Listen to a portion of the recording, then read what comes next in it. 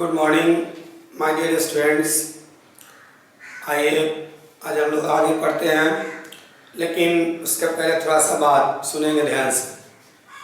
देखिए बेटा, जो भी टॉपिक हम आपको पढ़ा रहे हैं, जैसे चार्ज हमने आपको बताया, उसमें बहुत सारे बात बताया हमने, उस सारे के सारे बहुत इंपॉर्टेंट टॉपिक है। ये चार्ज का कॉन्सेप्ट पूरे 12 में कहीं पीछा नहीं छोड़ेगा। आप इलेक्ट्रोस्टैट पढ़िए, करंट इलेक्ट्रिसिटी पढ़िए, मैग्नेटिज्म पढ़िए, इंडक्शन एंड एसी पढ़िए और मॉडर्न फिजिक्स, सभी जगह यूज होगा। इसलिए बेटा जितना अच्छा आप चार्ज के कंसेप्ट को रखोगे ध्यान में, विश्वास करो ये पूरा का पूरा चैप्टर उतना ही अच्छा रहेगा। और इस चैप्टर को गड़बड़ करने का मतलब है, इस टॉपिक को गड़बड़ करने का मतलब है कि आगे के टॉपिक में ना तुमको खुद प्रॉब्लम होगा। और आप लोग तो शेर है, शेर नहीं सॉरी बब्बर शेर, तो जी जान लगा देना है। देखिए बेटा, परिस्थिति विपरीत जरूर है, ये कोरोना की बीमारी है, फलाना चिनाना, बहुत सारे प्रॉब्लम है, लेकिन विपरीत परिस्थिति में जो आदमी मेहनत करता है ना, वो सफल नहीं, सफलता के सबसे ऊपरी मुकाम पे पहुंच जाता है, टॉप मोस्ट पे। तो जी जान लगा देना है, खूब मेहनत करना है और अच्छे से पढ़ना है। आपने बहुत सारा क्वेश्चन पूछा है कमेंट सेक्शन में, हमने देखा है। बस आज हम आपको चार्ज का कुछ एक्स्ट्रा कॉन्सेप्ट पढ़ा रहे हैं, उसके बाद जो आप क्वेश्चन पूछ रहे हैं वो बहुत कम हो जाएगा। तो बेटा आज जो भी पॉइंट हम आपको बताएं उसको खूब बढ़िया से ध्यान देंगे आप, और आज के पॉइंट में किसी पॉइंट में कहीं कोई कन्फ्यूजन हो तो आप जरूर हमको बताएंगे, कमेंट जरूर करेंगे।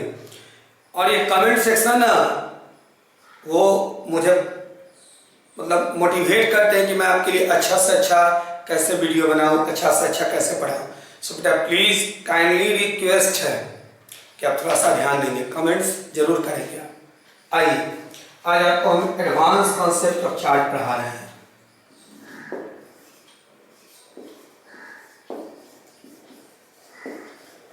Advance concept of charge. तो एडवांस कॉन्सेप्ट ऑफ चार्ज में पहला पॉइंट नंबर फर्स्ट कि चार्ज हम लोग का स्केलर क्वांटिटी है, और इसको हम लोग स्मॉल क्यू है कैपिटल क्यू से डिनोट करते हैं, और इसका ऐसा यूनिट कूलम है। Charge is A scalar quantity denoted by a small q or capital Q, and SI unit is coulomb। चलिए थोड़ा सा इसका हम डायमेंशन निकालते हैं। हम लोग आगे के चैप्टर में इलेक्ट्रिक करंट में पढ़ेंगे। Electric current is equal to charge upon time. तो इस टाइम को इधर ले आते हैं बेटा, तो हो जाएगा I इंटू टी, इधर बच जाएगा Q। अब इसी का डायमेंशन निकालना है। तो करंट का डायमेंशन कैपिटल I होता है, करंट का कैपिटल I, टाइम का कैपिटल T, तो IT, या कभी कभी I के लिए कैपिटल A भी यूज किया जाता है, तो हम लोग यहाँ कैपिटल A और टाइम के लिए T लिख देते हैं। तो ध्यान रखना है बेटा कि चार्ज का जो डायमेंशन है ना वो IT भी होगा और AT भी हो सकता है। चलिए थोड़ा सा इसको हम लोग यहाँ पे लिखेंगे। इट्स डायमेंशन इज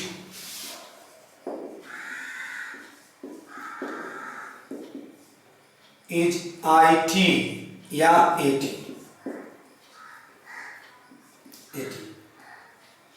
चलिए इसके यूनिट की बात करते हैं, थोड़ा सा एक्स्ट्रा भी जाना है हमें। सबसे पहला बात कि इसका सबसे बड़ा यूनिट आप इलेक्ट्रोकेमिस्ट्री में पढ़ेंगे ही, थोड़ा सा यूज हो रहा है, फैराडे लॉ ऑफ इलेक्ट्रोलिसिस। तो चार्ज का सबसे बड़ा यूनिट फैराडे होता है, माइकल फैराडे के नाम के सम्मान में रखा गया है। तो largest unit of charge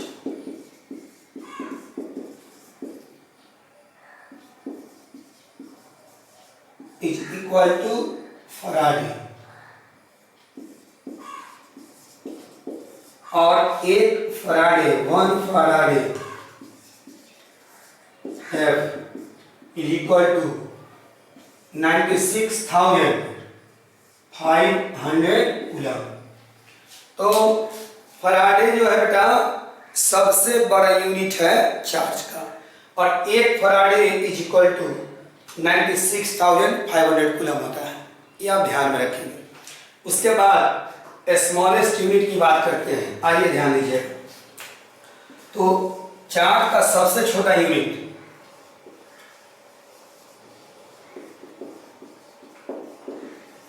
charge,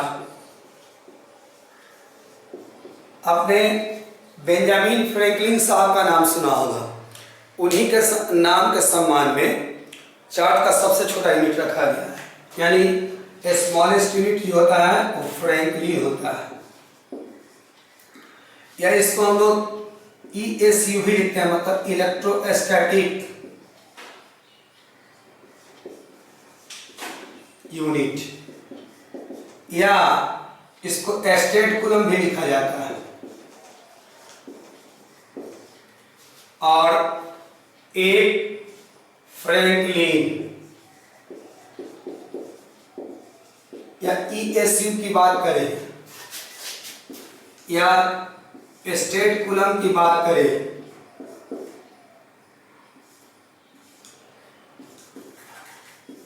तो is equal to 1/3 into 10⁹ coulomb होता है। तो देखिए एक बार फिर से हम लोग सुन लें, charge is a scalar quantity, charge एक स्केलर क्वांटिटी है, इसको हम लोग डिनोट करते हैं स्मॉल क्यू और कैपिटल क्यू से, इसका SI यूनिट कूलम होता है, और largest unit of charge Franklin Faraday, और smallest unit of charge Franklin है, या इलेक्ट्रोस्टैटिक यूनिट है, या स्टेट कूलम है। और एक फ्रैंकलिन, 1 फ्रैंकलिन या ESU या stat coulomb is equal to 1/3 into 10⁹ coulomb होता है, तो इसको ध्यान में रखें। अब आइए बेटा नंबर सेकंड प्रॉपर्टीज बता रहे हैं। आपका बार बार ये क्वेश्चन रहा कि किससे किसको रख देंगे तो कैसा चार्ज होगा। तो देखिए हमने आपके सामने एक टेबल ऑफ ऑब्जेक्ट्स बना दिया है, और इधर साइड पॉजिटिव चार्ज है और इधर निगेटिव चार्ज है। पहला नंबर मीन्स ग्लास रॉड को जब आप सिल्क के कपड़े से रगड़ेंगे, कांच के छत को सिल्क के कपड़े से रगड़ेंगे, तो ग्लास रॉड पॉजिटिवली चार्ज और सिल्क निगेटिवली चार्ज। उसी प्रकार से फर और उल की बात हो रही है, इसको आप एबोनाइट, एम्बर, रबर, प्लास्टिक से रगड़िए, तो ये जो फर और उल है वो पॉजिटिवली चार्ज, ये सब निगेटिवली चार्ज हो जाएंगे। तीसरा है नायलॉन और क्लॉथ की बात हो रही है, कपड़ा की बात हो रही है, तो nylon positively charge, cloth negatively charge. और सबसे ज़्यादा इंटरेस्टेड नंबर 4 है। आप देख सकते हैं कि ड्राई हेयर की बात हो रही है कॉम्ब से। ये एक्सपेरिमेंट हम लोग थोड़ा मोड़ा किए हुए हैं। सूखे बालों को, ड्राई हेयर जब आप कॉम्ब से रगड़ते हैं और कॉम्ब को कागज के टुकड़े के पास ले जाते होंगे, छोटे छोटे टुकड़े के पास, तो आपने देखा होगा कि जो कॉम्ब है, कंघी, वो छोटे छोटे कागज के टुकड़े को अपनी तरफ खींच लेता है। तो ड्राई हेयर को जब कॉम्ब से हम लोग चार्ज करते हैं, कॉम्ब से रगड़ते हैं, तो dry hair positively charge, comb negatively charge. इसका मतलब है कि ड्राई हेयर से जब हम लोग कॉम्ब को गुजारते हैं, क्रॉस कराते हैं, तो ये ड्राई हेयर पॉजिटिवली चार्ज हो रहा है। इसका मतलब ये है कि ड्राई हेयर इलेक्ट्रॉन को लॉस कर रहा है, और जो सूखा हुआ बाल हम लोग का जो इलेक्ट्रॉन को लॉस किया वो गया किसके पास, कॉम्ब के पास। अब कॉम्ब कैसा चार्ज, निगेटिवली चार्ज। तो इसको नोट कीजिए। अब आइए बेटा नेक्स्ट थर्ड नंबर में हम लोग चलते हैं तीसरे प्रॉपर्टी में। नेचर ऑफ चार्ज बता रहे हैं कि जस्ट पहले हमने एक लिस्ट बताया था, टेबल बनाया था, और यहाँ भी एक आपके सामने एक सीरीज बना हुआ है। मीन्स कि किससे किसको आप रगड़ेंगे तो किस पे कैसा चार्ज आएगा, मतलब किस पे पॉजिटिव होगा, किस पे निगेटिव होगा। देखिए आपके सामने नेचर ऑफ चार्ज और ए सब्सटेंस, किस प्रकार का चार्ज होगा, मतलब पॉजिटिव होगा कि निगेटिव होगा किसी सब्सटेंस पे। तो here a list of substance given in a definite order. आपके सामने ये जो दिखला रहा है, पहला फर, दूसरा फ्लालेन, तीसरा सीलिंग वैक्स, चौथा ग्लास, पांचवा पेपर, छठा सिल्क, सातवां ह्यूमन बॉडी, आठवां वुड, नौवां मेटल्स, 10वां रबर, 11वां एम्बर, 12वां सल्फर। तो एक लिस्ट बना हुआ बेटा आपके सामने, और इस लिस्ट के सहायता से आप बता सकते हैं कि कौन कैसा कब चार्ज होगा। तो आइए थोड़ा सा इसको देखते हैं। यह list of substance given in a definite order, एक ऑर्डर में इसको डाला गया है क्रम से, 1 के बाद 2, 2 के बाद 3, 1 में फर, 2 में फ्लालेन, 3 में sealing wax and so on. अब आगे पढ़ते हैं। If the substance above in the list, जैसे 4 नंबर पे ग्लास, एबव मीन्स ऊपर, तो इसके ऊपर में ये आएगा 3, 2, 1 मीन्स सीलिंग वैक्स, फ्लालेन, फर। तो फिर से एक बार समझा रहे हैं। The substance above in the list, जैसे 10 के लिए एबव में ये पूरा 9 आ जाएगा, ये 3 के लिए 1 और 2 आ जाएगा। Rubbed with the substance which is below in the list, मतलब बात करते हैं ग्लास। तो ग्लास को हम लोग रब कर दे, मान लीजिए सीलिंग वैक्स से, तो सीलिंग वैक्स बेटा हम लोग को ग्लास के लिए एबव हो गया। तो आगे पढ़ते हैं, क्या कह रहा है, which is below in the list, मतलब इसको इससे रब किया 3 को 4 से। Then positive charge develops on the substance which is the above. तो पहले वाला पर बेटा पॉजिटिव चार्ज डेवलप होगा, 3 और 4 को रब करें तो पहले कौन है, 3, तो 3 पर ही positively charge, glass rod negatively charge. या एक चीज और कर सकते हैं कि ग्लास रॉड को ही पेपर से रब कर दीजिए, तो पेपर के लिए एबव हो गया कौन, ग्लास, और ग्लास के लिए बिलो हो गया कौन, पेपर, मतलब ग्लास के बाद पेपर, पेपर के पहले कौन, ग्लास। तो पहले वाला ग्लास पॉजिटिवली चार्ज हो जाएगा और पेपर निगेटिवली चार्ज। तो वही लिखा गया है below in the list. Then positive charge develops on substance, positive charge develop करेगा सब्सटेंस पर which is the above, and negative charge develops on the substance which is below. तो 4 से 5 को हम रगड़े तो ये आपका ग्लास रॉड पॉजिटिवली चार्ज और ये निगेटिवली चार्ज। 4 से 6 पर सिल्क है, 4 से 6 पर रगड़े ग्लास से सिल्क को, सिल्क आपका negatively charge, glass positively charge. तो बेटा इससे इसको रब कर दे, मतलब 3 को 4 से, सीलिंग वैक्स से ग्लास को, तो ये हम लोग का पॉजिटिवली चार्ज और ये निगेटिवली चार्ज। जबकि ग्लास को पेपर से रब कर दें तो यही हम लोग का पॉजिटिवली चार्ज और ये निगेटिवली चार्ज। तो ये किस पे कैसा चार्ज आएगा वो डिपेंड करता है कि आप किससे किसको रगड़ रहे हैं। आगे वाला से पीछे वाला को रगड़ेंगे तो पीछे वाला पॉजिटिवली चार्ज, साफ लिखा हुआ देख सकते हैं, एवं negative charge develop on the substance which is below, बाद वाले पर निगेटिव चार्ज और पहले वाला पर पॉजिटिव चार्ज। तो 1 से यदि आप 10 को रगड़ते हैं तो ये आपका निगेटिव चार्ज, ये पॉजिटिव चार्ज। तो इस तरीका से आपके सामने पूरा हमने लिस्ट दे दिया है, आप इसको नोट कर लीजिए। ये बेटा नंबर 4 पर पढ़ा रहे हैं हम आपको। देखिए दुनिया में किसी भी बॉडी के पास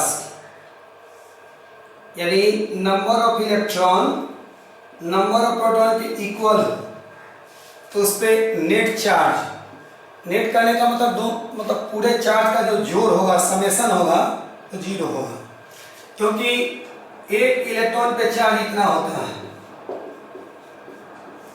और एक प्रोटॉन पे चार्ज इतना ही होता है, सिर्फ साइन का अंतर है। मैग्नीट्यूड दोनों का सेम है बेटा, देख लीजिए, और इन दोनों को ऐड करेंगे तो रिजल्ट क्या मिलेगा, 0।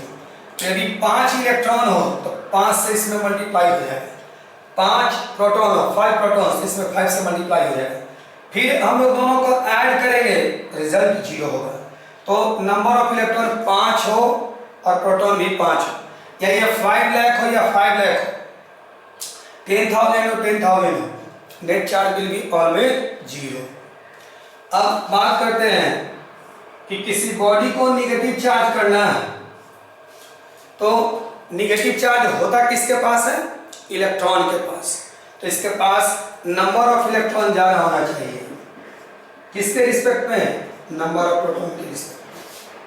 तो इलेक्ट्रॉन इस पे ज्यादा होना चाहिए, नंबर ऑफ इलेक्ट्रॉन, प्रोटॉन कम, तो निगेटिव वाला ज्यादा, पॉजिटिव वाला कम, दोनों को जब ऐड करेंगे तो रिजल्ट निगेटिव से होगा। तो कैसे नंबर ऑफ इलेक्ट्रॉन ज्यादा होगा? तो इलेक्ट्रॉन बाहर से डालना पड़ेगा, इलेक्ट्रॉन इंसर्ट। किसी बॉडी को पॉजिटिव चार्ज करना है बेटा, तो इसके पास नंबर ऑफ प्रोटॉन ज्यादा होना चाहिए इलेक्ट्रॉन के रिस्पेक्ट में, क्योंकि पॉजिटिव चार्ज किसके पास? प्रोटॉन के पास होता है। तो number of proton greater than number of electron. तो ऐसा नहीं है कि आप इस पे प्रोटॉन आकर के डाल दीजिएगा, प्रोटॉन न्यूक्लियस में रहता है बेटा, उसका ट्रांसफर पॉसिबल नहीं है, हम लोग प्रोटॉन पर ट्रांसफर नहीं कर सकते हैं। तो क्या करना पड़ेगा?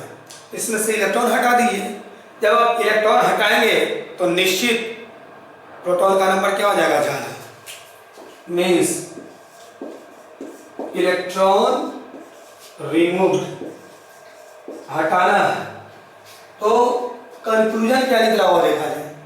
बॉडी को आप नेगेटिव चार्ज कीजिए या पॉजिटिव चार्ज कीजिए, इलेक्ट्रॉन डालना पड़ेगा या इलेक्ट्रॉन हटाना पड़ेगा। मतलब चार्जिंग जो होता है प्रोटॉन के ट्रांसफर से नहीं, इलेक्ट्रॉन के ट्रांसफर से क्रिएट होता है। वही हमने लिखा है कि charging is created by transfer of free electrons, और आगे हमने ऐड किया है कि निगेटिव चार्ज के लिए इलेक्ट्रॉन इंसर्ट करना पड़ेगा। तो देखिए लिखा हुआ है for negative charge electrons are inserted, मतलब इलेक्ट्रॉन डालना है, और पॉजिटिव चार्ज में इलेक्ट्रॉन हटाना है, and for positive charge electrons are removed. अब आप नंबर 5 पर बड़ीज देखेंगे। देखिए एक ऑब्जेक्ट लेते हैं, इस ऑब्जेक्ट का मास है m, और अब हम चाह रहे हैं इसको निगेटिव चार्ज करना। तो इसके ठीक पहले वाले यानी 5 के पहले 4 नंबर में हम लोगों ने पढ़ा कि किसी बॉडी को यदि निगेटिव चार्ज करना तो उस पर इलेक्ट्रॉन इंसर्ट करते हैं। तो बेटा अब इस पे हम लोग इलेक्ट्रॉन इंसर्ट किए इस बॉडी पे। जब इलेक्ट्रॉन डालेंगे तो इलेक्ट्रॉन का मास होता है 9.1 इंटू 10⁻31 kg। आइए थोड़ा सा इसको और अच्छे ढंग से समझिए। बात करते हैं मैटर का। जितने मैटर है सभी में मास होते हैं, और मैटर मॉलिक्यूल या एटम से मिलकर बना हुआ है, और atom 3 fundamental particle, electron, proton and neutron. तो इलेक्ट्रॉन का जो मास है वो 9.1 इंटू 10⁻31 kg होता है। ध्यान देंगे स्टूडेंट्स, ये चार्ज हमने नहीं लिखा है इलेक्ट्रॉन का, इलेक्ट्रॉन का हमने यहाँ मास लिखा, केजी है यूनिट, और केजी किसका मात्रक होता है? यूनिट होता है मास का। तो इलेक्ट्रॉन का मास कितना है बेटा? प्रोटॉन के मास की बात करते हैं तो 1.67 इंटू 10⁻27 kg होता है। न्यूट्रॉन का मास लगभग यही होता है, लेकिन न्यूट्रॉन का तो ट्रांसफर होता नहीं है, बिकॉज उस पर चार्ज है ही नहीं, इसलिए अभी तक हम लोग कहीं न्यूट्रॉन ट्रांसफर की बात नहीं किए हैं। तो सबसे कम मास देखिए, मैटर से छोटा मॉलिक्यूल, मॉलिक्यूल से छोटा एटम, और एटम से छोटा कौन? Electron, proton, neutron. और प्रोटॉन के रिस्पेक्ट में इलेक्ट्रॉन का मास और भी कम है, यहाँ 10⁻27 है और यहाँ 10⁻31 है। तो इसके रिस्पेक्ट में, इसके कहने का मतलब कि प्रोटॉन के मास के रिस्पेक्ट में इलेक्ट्रॉन का मास और भी कम होता है। तो कहने का मतलब है कि इलेक्ट्रॉन का मास बहुत कम होता है। ठीक है, इस पे हम इलेक्ट्रॉन ला के रख रहे हैं, इस क्योंकि इस अणु को निगेटिव चार्ज करना है। तो इलेक्ट्रॉन हमने डाला, एक इलेक्ट्रॉन डालेंगे बेटा तो इतना मास बढ़ेगा। यदि 5 इलेक्ट्रॉन डालेंगे तो 5 इंटू इतना मास बढ़ेगा। मीन्स इस बॉडी का मास पहले m था, लेकिन अब m से थोड़ा सा बढ़ जाएगा। देखिए, थोड़ा सा बढ़ने के पीछे रीजन ये है कि इलेक्ट्रॉन का मास सबसे कम होता है, और इस तरीका से इस बॉडी का मास, अब इसका साइज थोड़ा सा बड़ा बना रहे हैं, बड़ा दिखा रहे हैं, और इसका मास हो गया m तो पहले से ऑलरेडी था प्लस डेल्टा m, जहां डेल्टा m इस पे डाले गए इलेक्ट्रॉन का मास है। डेल्टा m मीन्स छोटा सा मास। अगर आइए हमने बॉडी को निगेटिव चार्ज किया, अब चाह रहे हैं कि एक और बॉडी है, इसका मास m है, और इसको अब हम लोग को पॉजिटिव चार्ज करना है। ये हमने निगेटिव का केस लिया था, अब हम लोग पॉजिटिव का केस ले रहे हैं। तो प्रीवियस टॉपिक में हम लोगों ने पढ़ा नंबर 4 में, पॉइंट नंबर 4 में, कि पॉजिटिव चार्ज करने के लिए इलेक्ट्रॉन हटाना पड़ता है। तो अब इसमें से इलेक्ट्रॉन हटाएंगे हम लोग, तो एक इलेक्ट्रॉन हटाएंगे तो उसका इस ऑब्जेक्ट का मास में से इतना मास घटाना पड़ेगा, क्योंकि एक इलेक्ट्रॉन का मास इतना है। और अब ये जो ऑब्जेक्ट था ऐसे था, इसका मास m था, लेकिन अब इसका मास घट जाएगा, और इस तरीका से इसका मास m माइनस डेल्टा m हो जाएगा, जहां डेल्टा m हटाए गए इलेक्ट्रॉन का मास है, और इस तरीका से ये बॉडी पॉजिटिवली चार्ज हो गया। और कहने का मतलब ये कि जब किसी बॉडी को हम लोग चार्ज करते हैं उसका मास चेंज करता है। वही हमने लिखा when we charge a body then its mass slightly changes. Slightly माने थोड़ा सा, हल्का। तो स्लाइटली क्यों? क्योंकि इलेक्ट्रॉन का मास बहुत कम होता है बेटा, सबसे कम, इसलिए आप इलेक्ट्रॉन इस पे डालिएगा, नेगेटिव चार्ज कर रहे हैं तो हल्का सा मास बढ़ जाएगा। आप इसको पॉजिटिव चार्ज कीजिएगा तो इलेक्ट्रॉन हटाना पड़ेगा, तो इसका मास थोड़ा सा घट जाएगा। वही हमने लिखा for negative charge mass increases. ये m था, अब ये m प्लस डेल्टा m हो गया, और पॉजिटिव चार्ज में हम लोग इलेक्ट्रॉन हटाते हैं तो उसका मास पॉजिटिव चार्ज में डिक्रीज किया। मतलब फाइनली क्या रिजल्ट निकला वो हम आपको बता देते हैं कि जब किसी बॉडी को चार्ज करते हैं तो उसका मास चेंज करता है। नेगेटिव चार्ज में मास इंक्रीज किया और पॉजिटिव चार्ज में मास डिक्रीज किया।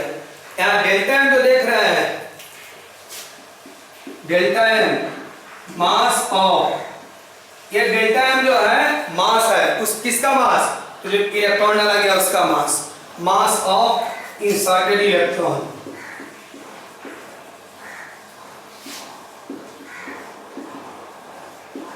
या डेल्टा m जो यहाँ मास है हटाए गए इलेक्ट्रॉन का, तो मास ऑफ इंसर्टेड और रिमूव्ड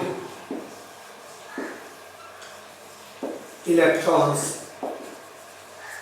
तो थोड़ा सा हम लोग इसको ऐसे भी लिख सकते हैं, डेल्टा m बराबर mass of electron into n।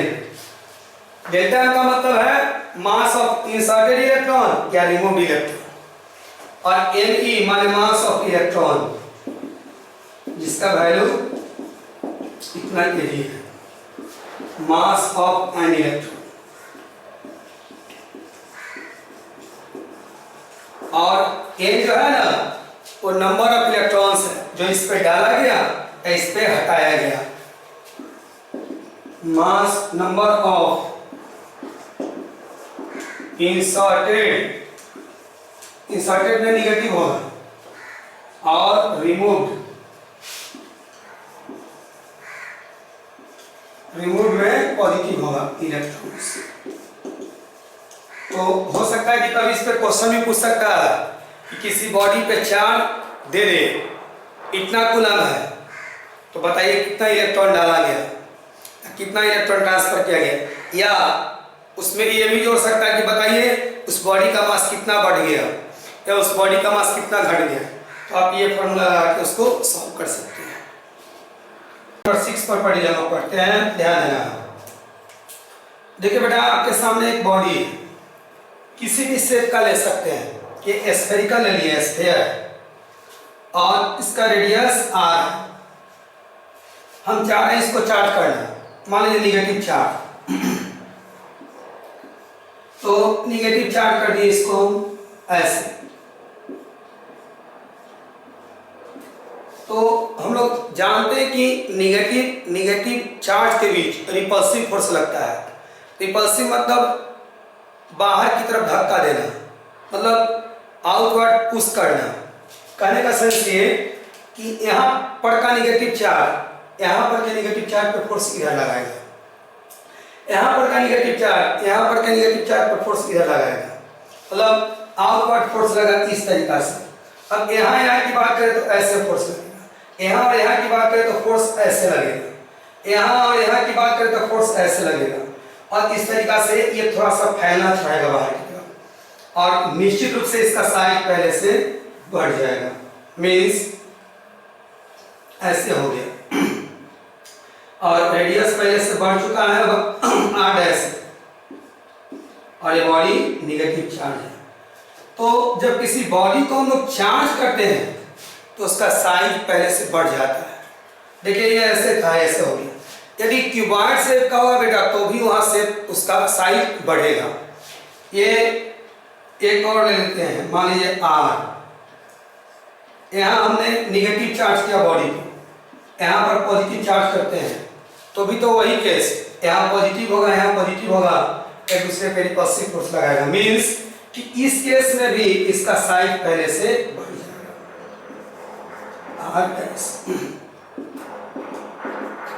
तो जब किसी बॉडी को हम लोग चार्ज करते हैं तो उसका साइज पहले से बढ़ जाता है। When we charged a body, then size increases. Size करने का मतलब उसका वॉल्यूम।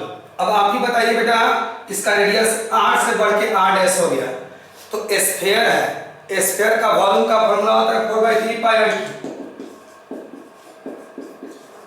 तो जब वॉल्यूम जो है वो डायरेक्टली प्रोपोर्शनल रेडियस के, रेडियस बढ़ाएंगे तो वॉल्यूम भी बढ़ेगा। तो निश्चित रूप से दोनों ही केसेस में r से बड़ा है कौन, r डैश। तो चार्ज करने पर बॉडी का जो है साइज बढ़ता है, वॉल्यूम बढ़ता है। अब आइए बात करते हैं डेंसिटी का। हम लोग पढ़े हैं डेंसिटी को रो से डिनोट करते हैं, मास अपॉन वॉल्यूम।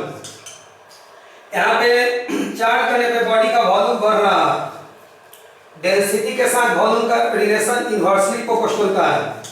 जब वॉल्यूम बढ़ेगा तो डेंसिटी घटेगा, तो यहाँ वॉल्यूम इंक्रीज किया है तो डेंसिटी डिक्रीज करेगा, एंड डेंसिटी डिक्रीजेस, और इस केस में डेंसिटी पहले से डिक्रीज कर दिया। देखिए बेटा, अब नेक्स्ट 7 नंबर, जैसे कोई कंडक्टर है, मेटल है, जैसे ये आयरन है, आयरन का एक स्फीयर है, और आप इसमें चार्ज यहाँ ले लिए,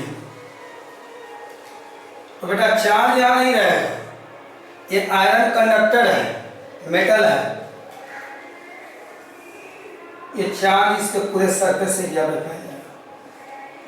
इसके अंदर में कोई चार्ज नहीं होगा, पूरा का पूरा चार्ज सरफेस एरिया पे फैल जाएगा।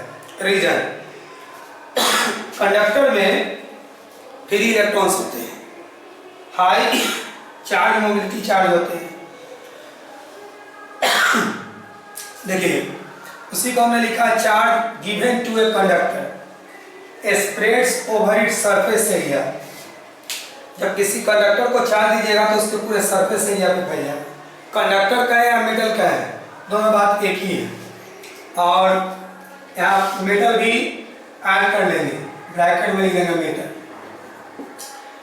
Because of repulsion between the like charges. एक तो इनके बीच रिपल्सिव फोर्स लगेगा, इस कारण से सरफेस पे फैलना चाहेगा। दूसरा कि repulsion between the like charges and presentation of high mobility of charges, charge carriers means free electrons, इसके पास फ्री इलेक्ट्रॉन्स रहते हैं बेटा, इसलिए पूरा का पूरा चार्ज, दो कॉज है, एक रिपल्सिव फोर्स लगना, दूसरा कि फ्री इलेक्ट्रॉन्स होते हैं इसलिए चार्ज पूरा का पूरा इस पे फैल जाएगा, डिस्ट्रीब्यूट कर जाएगा सरफेस एरिया पर, अंदर में चार्ज नहीं होगा। ये आप हॉलो स्फीयर खोखला गोला ले लीजिए तो अंदर तो खोखला है ही, चार्ज ऊपर में ही रहेगा। आप सॉलिड स्फीयर भी ले लेंगे ना, लोहा का एक स्फीयर ले लीजिए, कॉपर का स्फीयर ले लीजिए, सॉलिड मतलब पूरा अंदर भरा हुआ, पूरा लोहा का बना हुआ, पूरा अंदर भी लोहा भरा हुआ, जिससे हॉलो में अंदर खोखला रहता है, हवा रहता है भरा हुआ। बट इस केस में मान लीजिए सॉलिड स्फीयर भी है तो भी चार्ज अंदर नहीं रहेगा, पूरे के पूरे सरफेस पे फैल जाएगा। और आगे आते हैं, इसी में एक और है कि चार्ज जब किसी इंसुलेटर को दीजिएगा, जैसे प्लास्टिक है, तो ये चार्ज आपने इसको यहां दिया तो ये चार्ज यहीं रह जाएगा, इसमें स्प्रेडिंग संभव नहीं है, फैलना संभव नहीं है। रीजन कि देखिए इसके पास फ्री इलेक्ट्रॉन नहीं होते हैं, रिपल्सिव फोर्स यहां भी लगेगा, ये इस पर फोर्स ऊपर लगाएगा, ये चार्ज इस पर फोर्स नीचे लगाएगा, लेकिन चार्ज का स्प्रेडिंग पॉसिबल नहीं है, मेन है फ्री इलेक्ट्रॉन इसके पास नहीं होते हैं। तो चलिए हमने लिखा है but charge given to insulator, किसी इंसुलेटर को चार्ज देंगे, प्लास्टिक, रबर, ग्लास, वुड इत्यादि को, तो it remains at same position, उसी जगह पे रह जाएगा, इधर इधर फैलने का सवाल ही नहीं है। Because there are very few charge carriers in an insulator, इसके पास फ्री इलेक्ट्रॉन नहीं होते हैं या थोड़ा मोड़ा होते हैं, इसलिए चार्ज का डिस्ट्रीब्यूशन पॉसिबल नहीं है। अब नंबर 8, 8वां नंबर हम आपको परवड़ी बता रहे हैं। सबसे पहले चार्ज के बीच लगने वाले फोर्स की बात करते हैं। Same kind of charge, same kind कहने का मतलब हम लोग जानते हैं कि चार्ज 2 काइंड्स होते हैं, प्लस और माइनस। तो सेम काइंड कहने का मतलब है बेटा प्लस प्लस या और माइनस माइनस।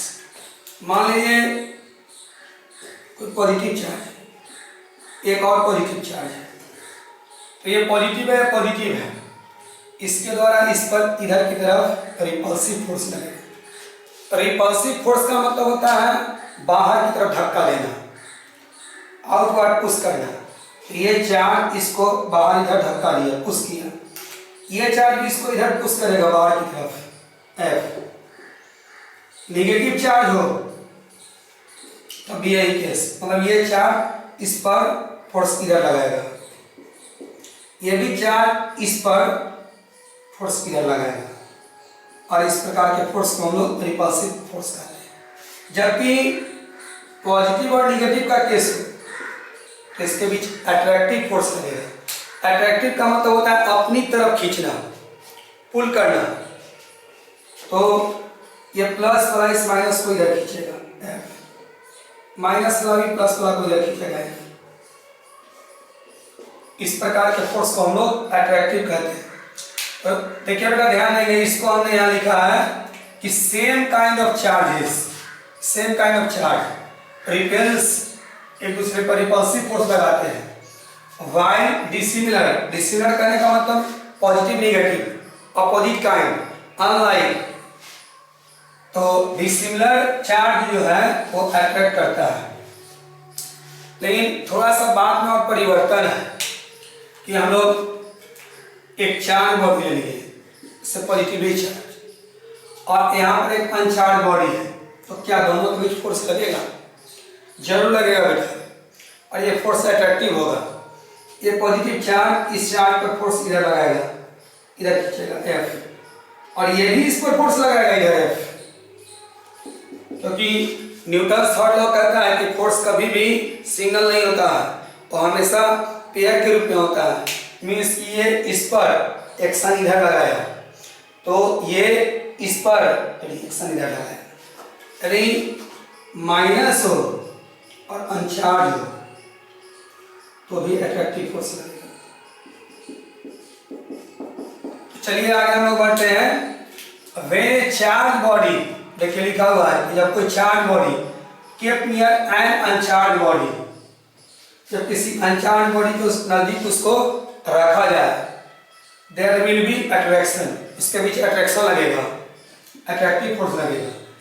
लेकिन रिपल्सन तभी पॉसिबल है, देखिए अट्रैक्टिव चार्ज के बीच लग सकता है, पॉजिटिव निगेटिव, पॉजिटिव और जीरो के बीच भी लग रहा है, मतलब पॉजिटिव और न्यूट्रल, जीरो मतलब न्यूट्रल, निगेटिव और न्यूट्रल के बीच भी लगता है।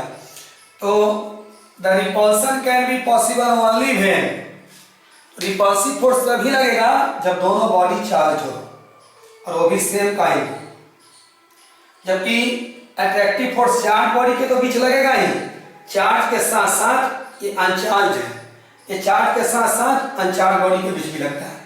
तो उसी को हमने लिखा the repulsion can be possible only when both the bodies are charged. Repulsive force तभी लगेगा जब दोनों बॉडी चार्ज हो, जबकि अट्रैक्टिव चार्ज और अनचार्ज के बीच भी लग सकता है। तो इसलिए कहा जाता है कि दो बॉडी के बीच में यदि रिपल्सिव फोर्स है तो दोनों बॉडी जरूर चार्ज होगा, लेकिन दो बॉडी के बीच में अट्रैक्टिव फोर्स है तो कोई जरूरी नहीं कि दोनों चार्ज हो, एक भी चार्ज होगा। जैसे इस केस में देखिए ये चार्ज है, ये अनचार्ज है, तो भी अट्रैक्टिव फोर्स लग रहा है। तो कहा जाता है कि श्योर किसी दो बॉडी पर श्योर चार्ज का टेस्ट करने का तरीका यही है कि दोनों के बीच में रिपल्सिव फोर्स लगे। Therefore, we can conclude that repulsion is the sure test of charging. दो बॉडी के बीच यदि रिपल्सिव फोर्स लग रहा है तो जरूर दोनों ही बॉडी क्या होंगे, चार्ज, जबकि अट्रैक्टिव में वो केस नहीं भी हो सकता है। अब आइए स्टूडेंट्स नंबर 9 पर परिजामा देखते हैं।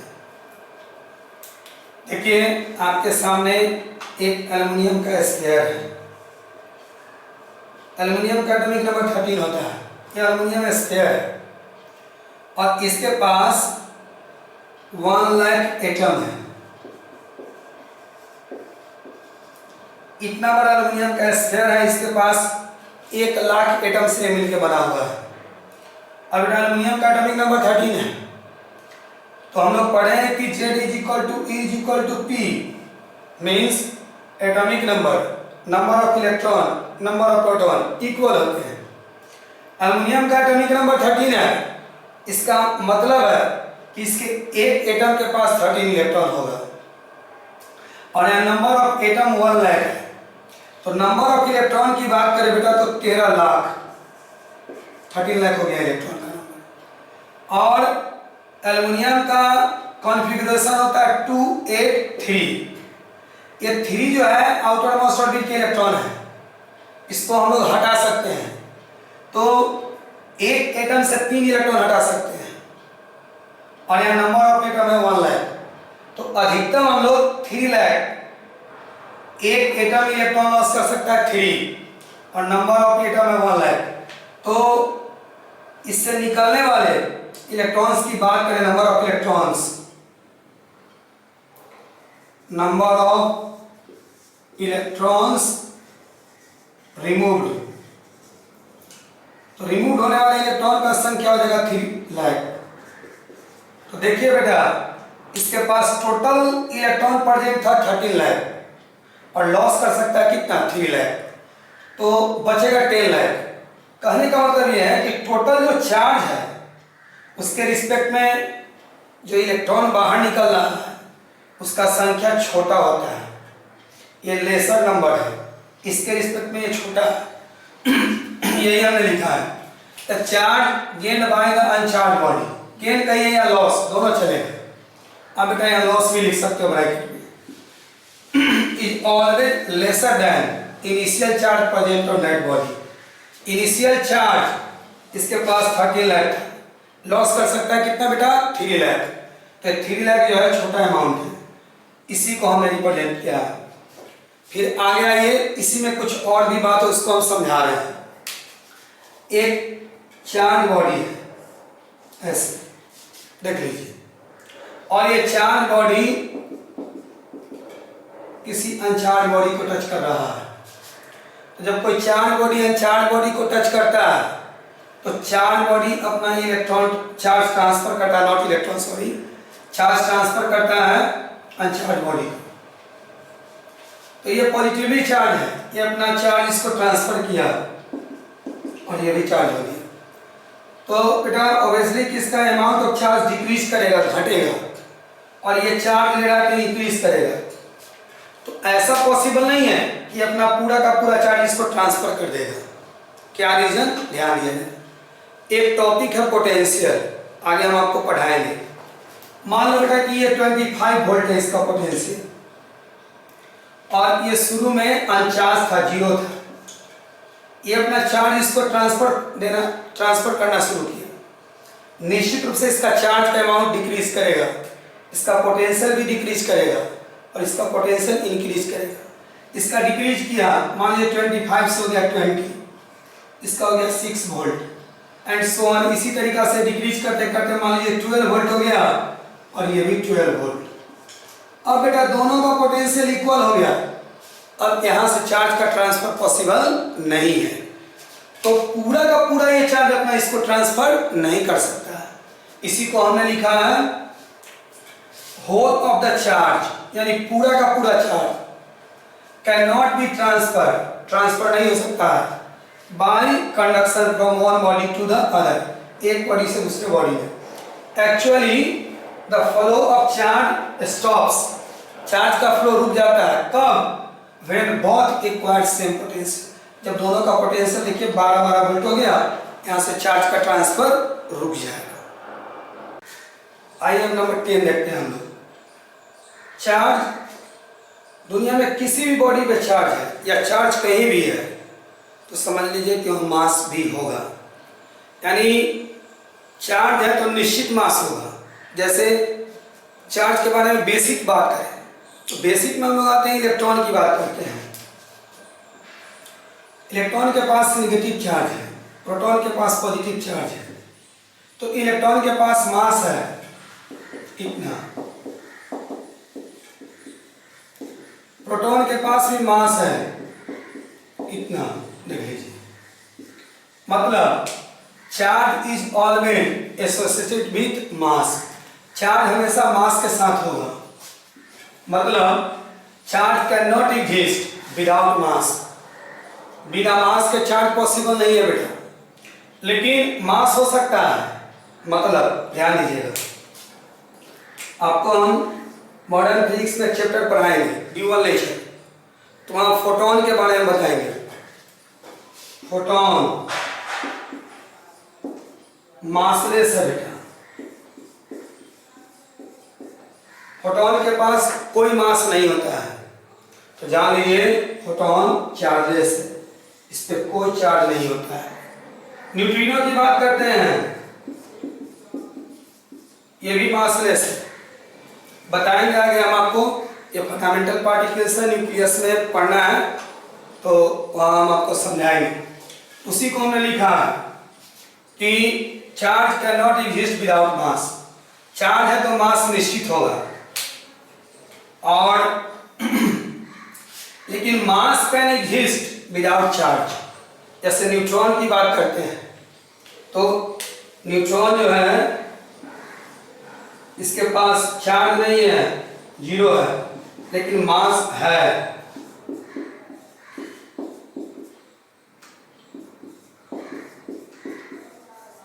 कितना?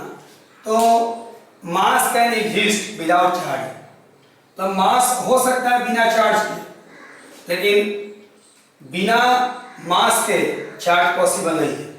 इसी को हमने लिखा है the presence of charge, charge कहीं है तो समझ लीजिए कि वहां पर मास जरूर होगा। The presence of charge itself is a convincing proof of existence of mass. यानी कहीं किसी बॉडी पे चार्ज है तो समझिए कि उसके पास मास भी होगा, बिना मास के चार्ज पॉसिबल नहीं है। नंबर 11 हम लोग प्रोटॉन और न्यूट्रॉन के बारे में जानते हैं। तो ये प्रोटॉन भी ना कुछ पार्टिकल से मिलकर बने होते हैं, जैसे एटम इलेक्ट्रॉन प्रोटॉन न्यूट्रॉन से। तो प्रोटॉन न्यूट्रॉन भी पार्टिकल से मिलकर बने हुए हैं।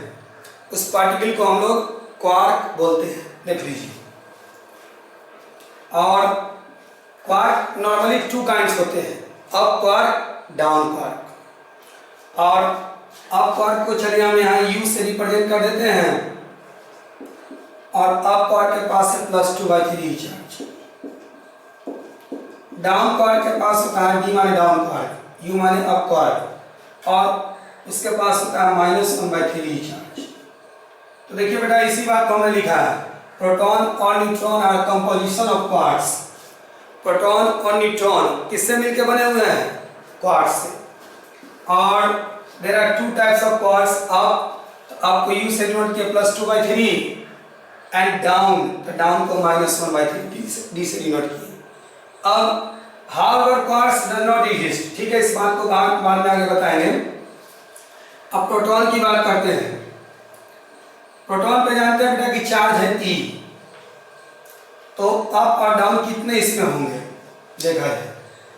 हम 2 अप क्वार्क ले लेते हैं और एक डाउन क्वार्क ले लेते हैं, तो ध्यान देना है 2 तो 2 और into U means up quark, और अप क्वार्क पर चार्ज है 2/3E, यहाँ 2/3E हमने लिख दिया। यहाँ प्लस है बेटा, तो प्लस D माने डाउन क्वार्क, और डाउन क्वार्क पे चार्ज है -1/3 इज इक्वल टू, यही लिखते हैं 4E/3 प्लस -E/3। यहाँ 3 एलसीएम लेते हैं हम लोग, तो हो जाएगा 4E - E मीन्स 3E/3, और इस तरीका से E। तो कह सकते हैं कि जो प्रोटॉन है वो कंपोजिशन है, मिला हुआ है किससे, मतलब प्रोटॉन बना है 2 अप क्वार्क और एक डाउन क्वार्क से। तो अब बेटा न्यूट्रॉन का खुद से बना के देखिएगा, नहीं बनेगा तो कमेंट सेक्शन में आप मैसेज कीजिएगा, हम आपको बता देंगे, इसको नोट किया जाएगा। देखिए एक छोटा सा पॉइंट नंबर 12 कि एक चार्ज है Q1 रेस्ट में है, अब यही Q1 मूव करने लगा, मूव, चाहे वो यूनिफॉर्म वेलोसिटी हो या accelerated motion, non uniform velocity.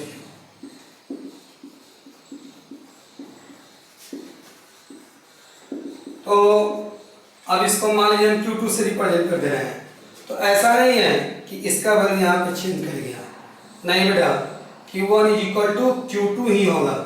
मतलब जब चार्ज रेस्ट में रहे या वही चार्ज मूव करने लगे तो उसका वैल्यू चेंज नहीं करता है। Charge on a body doesn't change when it is at rest और मूविंग। जैसे मान लीजिए 25 कूलम का चार्ज है, रेस्ट में है, अब वही चार्ज मूव करने लगा, वेलोसिटी उसका यूनिफॉर्म हो चाहे नॉन यूनिफॉर्म हो, तो ऐसा नहीं है कि 25 कूलम से वो 26 कूलम हो जाएगा, डिक्रीज करके 22 कूलम हो जाएगा, ऐसा नहीं है, हमेशा 25 कूलम ही रहेगा। देखिए बेटा नंबर 13, इसमें 3 बात है, आइए हम आपको समझाते हैं क्या करके। पहला, हम लोग चार्ज को स्मॉल q या कैपिटल Q से डिनोट करते हैं, ये चार्ज है और ये चार्ज रेस्ट में है, तो ये अपने चारों तरफ इलेक्ट्रिक फील्ड प्रोड्यूस करेगा, इलेक्ट्रिक फील्ड। पहला बात ये, तो देखिए हमने लिखा है charge at rest produce only electric field. जब कोई चार्ज क्या हो बेटा रेस्ट में, तो सिर्फ ये इलेक्ट्रिक फील्ड प्रोड्यूस करेगा। अब आइए सेकेंड बात बता रहे हैं। अब कोई चार्ज मूव करने लगा यूनिफॉर्म वेलोसिटी से,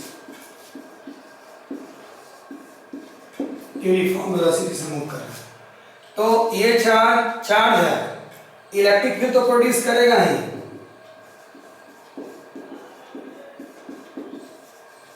और जब चार्ज मूव करता है तो इलेक्ट्रिक करंट प्रोड्यूस होता है, और इलेक्ट्रिक करंट के कारण मैग्नेटिक फील्ड प्रोड्यूस होता है। तो ये इलेक्ट्रिक फील्ड और मैग्नेटिक फील्ड दोनों प्रोड्यूस करेगा। उसी बात को हमने लिखा है कि मूविंग विथ यूनिफॉर्म वेलोसिटी, देखिए लिखा हुआ है कि जब मूव करे किससे, यूनिफॉर्म वेलोसिटी से, produce electric and magnetic field. और अब लास्ट अंतिम बात, तीसरा नंबर थर्ड, जब कोई चार्ज एक्सीलरेटेड मोशन में हो, एक्सीलरेटेड मोशन कहने का मतलब है बेटा वेलोसिटी वेरिएबल हो जाना।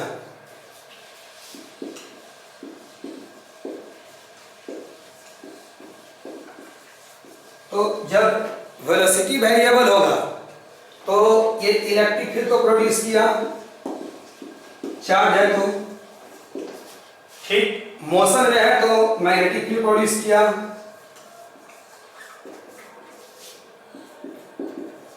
साथ ही साथ इस चार्ज से एनर्जी भी रेडिएट होगा, मतलब किरण के रूप में निकलेगा, रेडिएट एनर्जी। तो जो एनर्जी रेडिएट होता है वो इलेक्ट्रोमैग्नेटिक वेव के रूप में प्रोड्यूस होता है। उसी को हमने लिखा है लास्ट में, ये देखिए, moving with accelerated motion. Accelerated motion का मतलब वेलोसिटी चेंज करे, non uniform velocity, produce electric field and magnetic field and also radiate energy. इससे एनर्जी भी रेडिएट होगा। तो किस फॉर्म में? In the form of EM wave. E माने electro, M means magnetic, electromagnetic wave के रूप में। आइए 14 नंबर हम लोग पढ़ते हैं स्टूडेंट्स। बात करते हैं लाइटनिंग रॉड्स का, ये होता क्या है। तो ध्यान देंगे, ये जो क्लाउड जो होते हैं आकाश में, ये मूव करते रहते हैं, और जब क्लाउड का मूवमेंट होता है तो एयर में भी फ्रिक्शन है, और एयर फ्रिक्शन से ये क्लाउड भी चार्ज हो जाते हैं। और ये क्लाउड जब दूसरे क्लाउड से टकराते हैं तो वहाँ थंडरिंग क्रिएट होता है, और वो थंडरिंग जो बिजली है वो नीचे गिरते हुए आपने देखा होगा। तो उसमें हजारों वोल्ट हैं, और एकाएक जब वो किसी बिल्डिंग पे गिर जाए, किसी टावर पे गिर जाए, तो उसको पूरे डिस्ट्रॉय कर देगा, वो उसको पूरे जला देगा, वो खत्म कर देगा, क्योंकि उसमें बहुत ज़्यादा इलेक्ट्रिक पोटेंशियल एनर्जी है। उससे बचने के लिए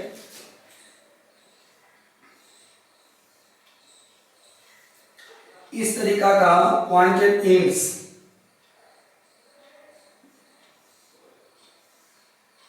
बिल्डिंग के टॉप पे लगा दिया जाता है, या आपने चिमनी वगैरह देखा होगा उस पे लगा हुआ रहता है। ये कोई भगवान वगैरह का त्रिशूल की तरह नहीं है बेटा, ये साइंटिफिक कॉज है इसका। और यहाँ से यही नहीं, ये एक रॉड के थ्रू कनेक्ट होकर के सीधे ग्राउंड में चला जाता है। ऐसे ये जो सिंबल देख रहे हैं, इसका मतलब होता है अर्थेड हो जाना। अर्थेड, अर्थेड कहने का मतलब connected from ground, connected to ground. अब जैसे कोई चार्ज क्लाउड इसके करीब आएगा, थंडरिंग क्रिएट होगा, तो उसके सारे चार्ज को मान लीजिए निगेटिवली चार्ज है। जैसे ही इसके करीब पहुंचेगा, ये अर्थ से कनेक्टेड है, इसके सारे निगेटिव चार्ज को ये ट्रांसफर करके अर्थ के पास पहुंचा देंगे। और इस तरीका से हम लोग का जो बिल्डिंग है या कोई चिमनी वगैरह है वो सब सेफ रह जाता है। सिनेमा हॉल में, कोल्ड स्टोर वगैरह में इसको हमेशा लगा दिया जाता है, ताकि सारा चार्ज को ट्रांसफर करके कहाँ, ग्राउंड पे पहुंचा दें। It is made from conductors, तो ये कंडक्टर्स का बना होता है। चार्ज का ट्रांसफर तो बेटा कंडक्टर करेगा, अब ये प्लास्टिक रबड़ का होगा तो चार्ज को ट्रांसफर ही नहीं करेगा, इसलिए कंडक्टर का बना हुआ होता है। With one of their ends earthed, और इसका एक एंड देखिए यहाँ पे अर्थ से कनेक्टेड है। While the other sharp and, ये शार्प एंड है, ये चार्ज को खींचता है अपनी तरफ, चार्ज क्लाउड को। It protects the building from lightning. Actual में हमने आपको इंडक्शन पढ़ाया है, जैसे निगेटिवली चार्ज क्लाउड इसके करीब पहुंचेगा, ये निगेटिवली चार्ज है और ये ग्राउंड से कनेक्टेड है, यहाँ पे पॉजिटिव चार्ज क्रिएट हो जाएगा। और ये निगेटिव पॉजिटिव के बीच अट्रैक्टिव फोर्स लगेगा, तो ये बादल खिंचाते हुए यहाँ चला आएगा और इसके सारे निगेटिव चार्ज को ये पॉजिटिव चार्ज न्यूट्रल कर देगा, और इस तरीका से कह सकते हैं कि इसका सारा चार्ज फ्लो होकर के ग्राउंड में चला जाएगा, क्योंकि ये किससे कनेक्टेड है, ग्राउंड से, अर्थ से। और इस तरीका से आपका बिल्डिंग से बनाया जाता है। तो protects A building from lightning, उसी की बात हो रही है, लाइटनिंग की बात हो रही है। आइदर बाय न्यूट्रलाइजिंग और कंडक्टिंग द चार्ज, चार्ज को न्यूट्रलाइज कर देगा या कंडक्ट कर देगा charge of the cloud to the ground, ground को दे देगा। इसी को हम लोग लाइटनिंग रॉड्स के नाम से जानते हैं। और ये पूरा का पूरा मेटल का बना होता है, तभी तो ये चार्ज को ट्रांसफर करेगा। अब आइए बेटा चार्जिंग बाय इंडक्शन का दूसरा मेथड बताते हैं। वहाँ हमने आपको दो मेटल स्फीयर लिया था और दोनों को ही चार्ज किया था, लेकिन अब एक सिंगल मेटल स्फीयर को हम लोग चार्ज करेंगे यहाँ पे। आइए कैसे, वो हम आपको बता रहे हैं। सबसे पहले कि इसमें एक मेटल स्फीयर ले लेना है इसे, और इसको इंसुलेटिंग स्टैंड पे खड़ा करना है, नंबर ए। तो देखिए जो हमने लिखा है उसको समझा रहे हैं। A metal sphere standing on A insulating stand, ये इंसुलेटिंग स्टैंड है, तो रबर हो प्लास्टिक हो, नहीं तो इसका सारा चार्ज फ्लो होके ग्राउंड में चल जाएगा।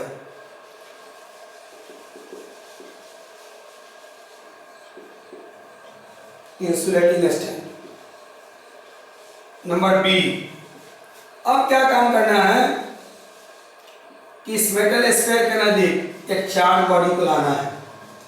हम लोग जानते हैं चार्ज टू काइंड्स होते हैं, पॉजिटिव और नेगेटिव। तो मान लीजिए हमने एक निगेटिवली चार्ज बॉडी को लाया और इस मेटल स्फीयर के करीब रखा। ये निगेटिव चार्ज है, ये मेटल स्फीयर है, एटम से मिलकर बना होगा। एटम के अंदर में इलेक्ट्रॉन, प्रोटॉन, न्यूट्रॉन होगा। न्यूट्रॉन पे चार्ज नहीं है इसलिए इसको छोड़िए, इलेक्ट्रॉन पे चार्ज है निगेटिव, तो ये निगेटिव चार्ज और इसके अंदर में इलेक्ट्रॉन जो है उस पर भी निगेटिव चार्ज, दोनों के बीच रिपल्सिव फोर्स लगेगा। निगेटिव के बीच रिपल्सिव फोर्स लगता है, इसलिए ये निगेटिव चार्ज इसके सारे निगेटिवली चार्ज इलेक्ट्रॉन पर इधर फोर्स लगाएगा और यहाँ पे निगेटिव चार्ज एक्यूमुलेट कर देगा। ये निगेटिव चार्ज इसके पॉजिटिव चार्ज पे फोर्स इधर लगाएगा और यहाँ पे पॉजिटिव चार्ज एक्यूमुलेट कर देगा। अब क्या काम करना है, नंबर सी।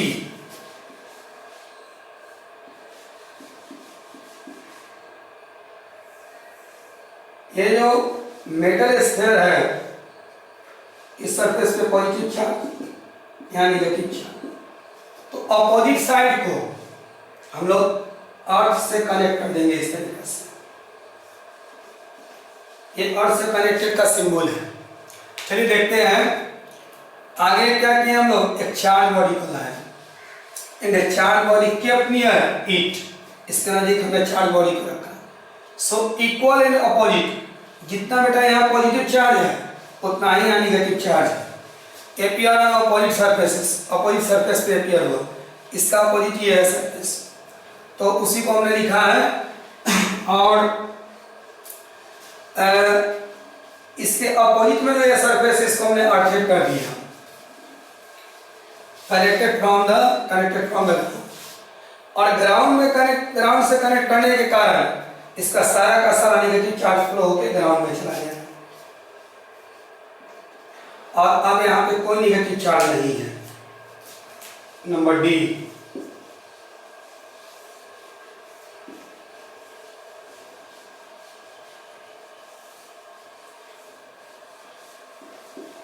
बट बेटा यहाँ पॉजिटिव चार्ज है और ये बॉडी है, इसको नहीं हटाना है।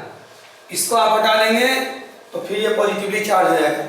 जितना इलेक्ट्रॉन अंदर गया वो सब खिंचा करके बाहर आ जाएगा, फिर खींच लेगा और ये न्यूट्रल हो जाएगा। अब क्या काम करते हैं कि यहाँ से वायर को हम लोग डिस्कनेक्ट कर देते हैं, काट देते हैं। ये मेटल का वायर है तो चार्ज को ट्रांसफर कर दिया ग्राउंड के पास। और नंबर ई, चलिए यही पे हम लिखते हैं लास्ट फिगर, नंबर ई ए पॉजिटिवली, अब इस रॉड को हटा देना है, चार्ज बॉडी को हटा देना है, इसके पास पॉजिटिव चार्ज होगा और रिपल्सिव फोर्स के कारण इसका पूरा का पूरा पॉजिटिव चार्ज इसके सरफेस एरिया पे डिस्ट्रीब्यूट कर जाएगा। ये चार्जिंग बाय इंडक्शन का दूसरा मेथड है। बेटा जगह नहीं है, इसमें कुछ और भी हम आपको 3-4 पॉइंट जो लिखाएंगे, थोड़ा सा नोट कीजिए इसको। देखिए बेटा ध्यान देना है, ये जो मेटल स्फीयर चार्ज हुआ, इसमें इस बॉडी को हम लोग, जो चार्ज बॉडी है, इस चार्ज बॉडी के चार्ज को ना हम लोग इंड्यूसिंग चार्ज बोलते हैं। ये चार्ज उत्पन्न करने वाला है, मतलब here charge body is called inducing body, और चार्ज को कहेंगे इंड्यूसिंग चार्ज।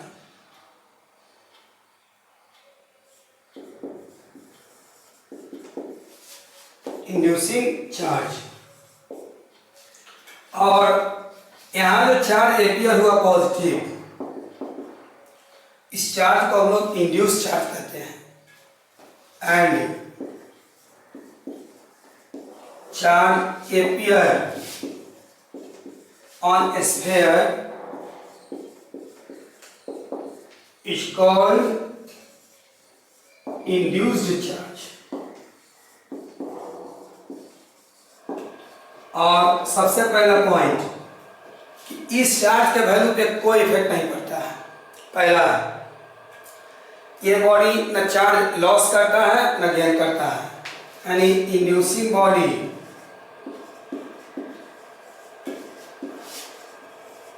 जो इंड्यूसिंग बॉडी है बेटा, वो न गेन करता है चार्ज न लॉस करता है। Inducing body neither gains nor losses charge, पहला पॉइंट। दूसरा, ये निगेटिवली चार्ज है तो ये पॉजिटिवली चार्ज होगा, ये पॉजिटिवली चार्ज होगा तो ये निगेटिवली चार्ज होगा। मतलब चलिए हम इसको लिख देते हैं inducing charge.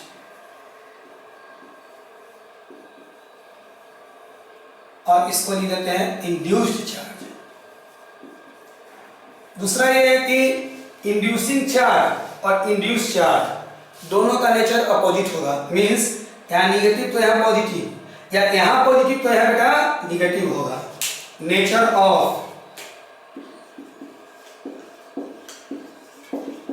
Induced charge and inducing charge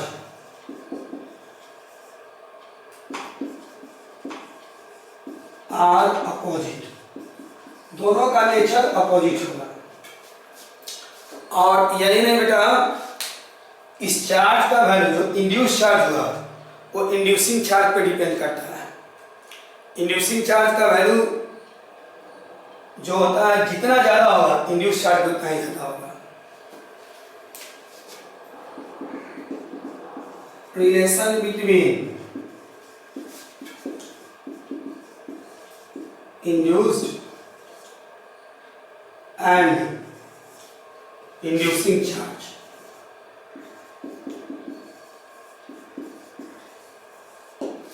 तो देखिए बेटा, इंड्यूस चार्ज और इंड्यूसिंग चार्ज के बीच में हम आपको रिलेशन बता रहे हैं। मान लीजिए इस पे चार्ज है Q और यहाँ इंड्यूस चार्ज है Q डैश, तो Q डैश का जो वैल्यू होता है माइनस Q, इस पे डिपेंडेंट है, 1 - 1/k के बराबर होता है। जहाँ Q डैश इंड्यूस चार्ज है, Q इंड्यूसिंग चार्ज है, और इस K को हम लोग डायरेक्टिव कांस्टेंट कहते हैं। ये मेटल स्फीयर का मतलब जो इंड्यूस चार्ज है उसके लिए directive constant of induced body, इसको हम इंड्यूस्ड बॉडी कहेंगे। और मेटल के लिए K का वैल्यू इंफिनिटी होता है, तो इस केस में Q डैश बराबर -Q × 1 - 1/∞। Minus Q, 1 by infinity का वैल्यू 0 और इस प्रकार से क्यू डैश बराबर माइनस क्यू। मतलब यदि मेटल का केस हो बेटा तो यहाँ चार्ज यदि -25 कूलम है तो यहाँ भी 25 कूलम प्लस होगा, प्लस 25 कूलम होगा। और यदि ये प्लास्टिक का हो, रबर का हो, मतलब इंसुलेटर है, तो उस केस में के का कुछ वैल्यू होगा। तो निश्चित रूप से इस पर जो चार्ज होगा ना, मतलब इंड्यूस चार्ज, वो इंड्यूसिंग से कम वैल्यू का होगा। मतलब ये यदि -25 कूलम है तो यहाँ बेटा +25 कूलम नहीं होगा। नॉन मेटल के केस में, प्लास्टिक रबर के केस में यहाँ हो सकता है 10 कूलम हो, 15 कूलम हो, के वैल्यू पे डिपेंड करता है। जरा सा इसको नोट किया जाए। अब आइए बेटा हम आपको गोल्ड लीफ इलेक्ट्रोस्कोप का एडवांस कॉन्सेप्ट बताते हैं। उसके पहले थोड़ा सा गोल्ड लीफ इलेक्ट्रोस्कोप बता दे रहे हैं। ऐसे हम आपको पढ़ा दिए बट फिर से बता दे रहे हैं। देखिए एक प्रकार का डिवाइस होता है जिसका काम है ये पता करना कोई बॉडी चार्ज है या नहीं है। इसमें एक एल शेप का मेटल रॉड है ऐसे, और एक ग्लास बोतल है बेटा, इसके अंदर में एल शेप का मेटल रॉड लगा हुआ है और इसके लोअर एंड पर एक गोल्ड फॉयल नीचे की तरफ लटकते रहता है, हैंगिंग वर्टिकली डाउनवर्ड, और ऊपरी इन मेटल नॉब से कनेक्टेड है। तो इससे हम लोग ये पता करते थे ना कि कोई बॉडी चार्ज है या नहीं। जैसे मान लीजिए कोई चार्ज बॉडी है, पॉजिटिवली चार्ज है, ये टच किया मेटल नॉब को, तो ये चार्ज बॉडी अपना चार्ज इस एल शेप के मेटल रॉड को ट्रांसफर करता था, गोल्ड फॉयल को भी ट्रांसफर करता था। इस प्रकार से ये गोल्ड फॉयल पॉजिटिवली चार्ज और ये भी पॉजिटिवली चार्ज, दोनों के बीच रिपल्सिव फोर्स लगता था और ये सीधा न लगा करके गोल्ड फॉयल ऐसे डाइवर्ट कर जाता था और हम लोग ये पता कर लेते थे कि कोई बॉडी चार्ज है या नहीं है। लेकिन सिर्फ चार्ज पता करते थे, काइंड्स ऑफ चार्ज नहीं बेटा। लेकिन अब हम लोग काइंड्स ऑफ चार्ज भी पता कर सकते हैं। तो जो गोल्ड फॉयल जो ऐसे देख रहे हैं आप यहाँ पे, एल शेप का जो मेटल और ऐसे है और ऐसे, इसको सामने से हम आपको दिखलाते हैं। सबसे पहले गोल्ड लीफ इलेक्ट्रोस्कोप को आप पॉजिटिवली चार्ज कर दीजिए या निगेटिवली चार्ज। सबसे पहले तो फर्स्टली चार्ज, शॉर्ट में गोल्ड लीफ इलेक्ट्रोस्कोप को GLE लिखते हैं। G माने गोल्ड, L माने लीफ, E माने इलेक्ट्रोस्कोप। तो फर्स्टली चार्ज GLE पॉजिटिवली, और हम लोग का ये gold leaf electroscope positively charge है। और ये जो गोल्ड फॉयल जो देख रहे हैं सीधे नीचे लटक रहा है, एक minute,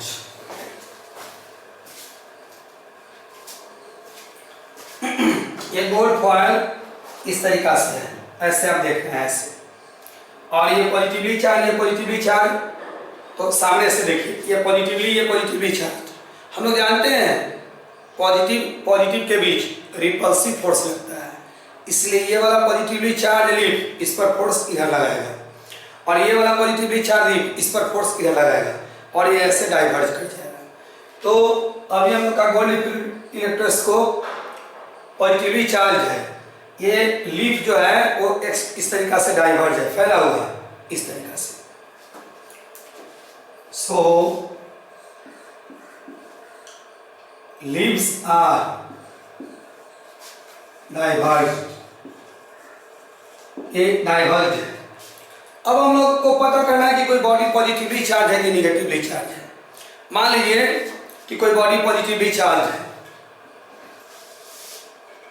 when a positively charged body, चलिए इसका फिगर हम आपको दिखलाते हैं किस तरीका से डाइवर्ज है। ऐसे इस पे चार्ज पॉजिटिव है, मतलब ऐसे हम आपको सामने से दिखा रहे हैं बेटा इस तरीका से। तो when a, अब कोई positively charge body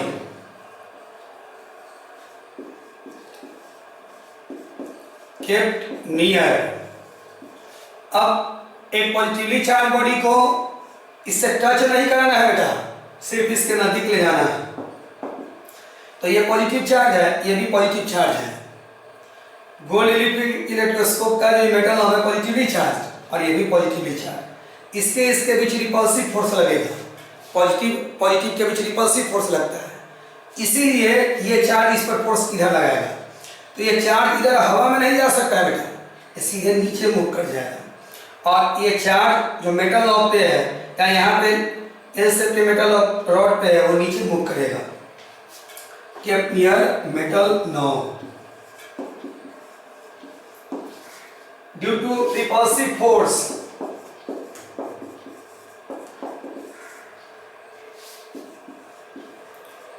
charge of metal knob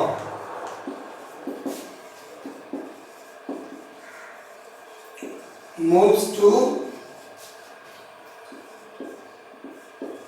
leaf। जो यहाँ लीफ है उस पे चार्ज पहले से ये चार्ज इस पे रिपल्सिव फोर्स लगा है, यहाँ चार्ज का अमाउंट बढ़ेगा। मींस अगर लीफ का जो डाइवर्जेंस है बेटा वो और ज्यादा हो जाएगा, ऐसे हो जाएगा क्योंकि चार्ज का अमाउंट बढ़ गया तो फोर्स भी बढ़ेगा। और ये जो कम फैला हुआ था, मतलब ऐसे आप मान सकते हैं कि फैला हुआ था, वो आप और ज्यादा फैल जाएगा।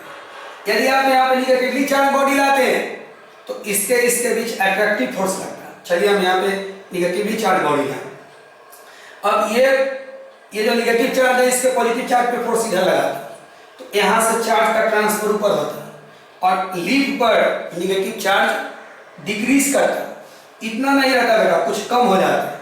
तो अब ये लीफ का जो डाइवर्जेंस है वो भी कुछ कम हो जाता है, ऐसे।